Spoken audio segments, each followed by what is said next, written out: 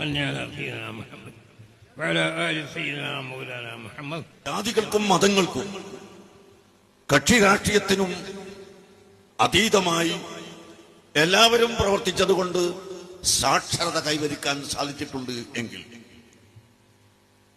ഈ രാജ്യത്ത് മാനവികത ഉയർത്തിപ്പിടിക്കാൻ, മാനവികതയിലേക്ക് ജനങ്ങളെ ഉണർത്തിക്കൊണ്ടുവരാൻ ആദ്യമായി അതിന് സംവിധാനം ഇവിടെ ഭരിക്കുന്ന ഗവൺമെന്റ് തന്നെ ഉണ്ടാക്കണം. അതാണ് ഒരു കാര്യം ഞങ്ങൾക്ക് പറയാനുള്ളത്. ഗവൺമെന്റ് ഇതിന് സംവിധാനം ഒരുക്കുമ്പോൾ ജനങ്ങളെ കിട്ടുമോ എന്ന് ഭയപ്പെടേണ്ടതില്ല. എല്ലാ ജനങ്ങളും ഇന്ന് ധാർമ്മിക ബോധം വേണമെന്ന് ചിന്തിച്ചുകൊണ്ടിരിക്കുന്നവർ ആണ്. ഒരു ചെറിയ പറ്റം ആളുകൾ മാത്രം അധാർമികതയും അരാജകത്വവും ഇവിടെ സൃഷ്ടിക്കുന്നുവെങ്കിൽ അത് വേണ്ടാത്തതാണെന്ന് ചിന്തിക്കുന്ന ഒരുപാട് ജനങ്ങൾ ഇവിടെയുണ്ട്.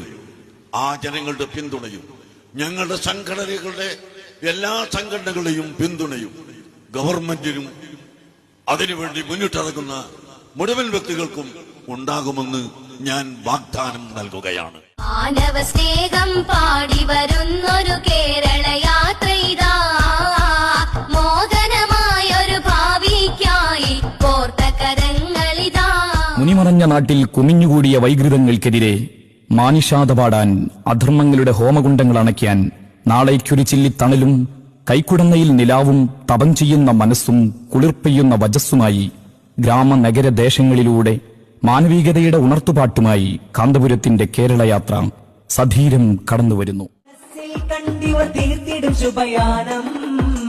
സാക്ഷാത്കാരത്തിനായി ശാന്തി സുമങ്ങളിടും പാനം, നെഞ്ചമിലുറച്ച പോരാട്ടത്തിൻ സ്മരണകൾ അന്യൂനം, വഞ്ചനമുറ്റിയ ഹൃദയം സ്നേഹം തളിർത്തിടണം സൂനം, മനസ്സുള്ളിൽ മാനവികത പൂത്തുലയട്ടെ, അകമിൽ സഹജീവ സ്നേഹ സുമങ്ങൾ വിടരട്ടെ. കേരള യാത്ര സിന്ദാബാദ്.